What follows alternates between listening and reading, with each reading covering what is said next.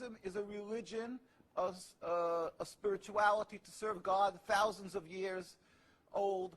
Zionism is only around 100 years old.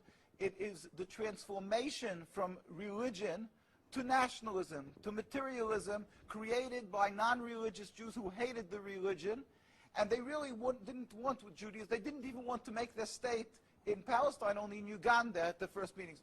The reason they used the name Israel, the Star of David, hijacking, stealing the identity of Judaism and the Jewish people, is in order to get a legitimacy for their existence, that people should say, oh, it's God given to them, and that they should put fear and intimidate people from speaking up against their actions because they'll call them anti-Semitic. Yeah. There couldn't be anything further from the truth.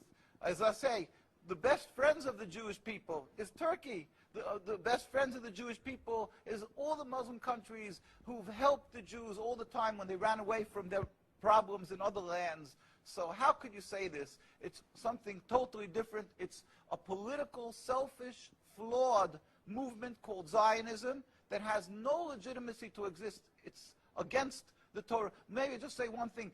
It's against the Torah in its essence. The concept for Jews to have a state is expressly forbidden in the Torah, in the Jewish teaching, since the destruction of the temple 2,000 years ago.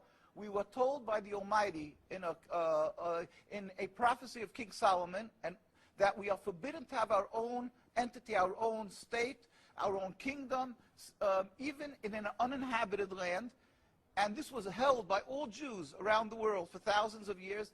And it makes it worse, compounds the sin, the crime in having the state, because this state of Israel that these nationalists made it in Palestine, made it in a land that was inhabited by the majority Muslim people, by the Palestinian people. So to steal their land, to kill, to oppress, to banish them from the homes, it flies in the face and contradicts everything of the Torah that says thou shalt not kill, thou shalt not steal, that one has to emulate God, be compassionate. So they've used our identity to rebel against God and to desecrate God's name, and to create a rift between Jews and Muslims, and to make a river, an endless river of blood for the Muslims, for the Palestinian people, and anti-Semitism for the Jews, and death for the Jews also. This is unfathomable and unacceptable in no manner. Is it true that you are against the whole concept of Israel as a state? That is not only, when you say I am, this means the Jews who are true to the Torah, across the board, in every part of the world. All the rabbinical authorities opposed Zionism from day one. As soon as they came up with the concept, the chief rabbis, we have documents, historic documents, the chief rabbi of Historical Palestine, documents, yeah. historical documents, the chief rabbi of Palestine was approached by the United Nations in 1947, and he wrote, "We furthermore wish to express our definite opposition to a Jewish state in any part of Palestine."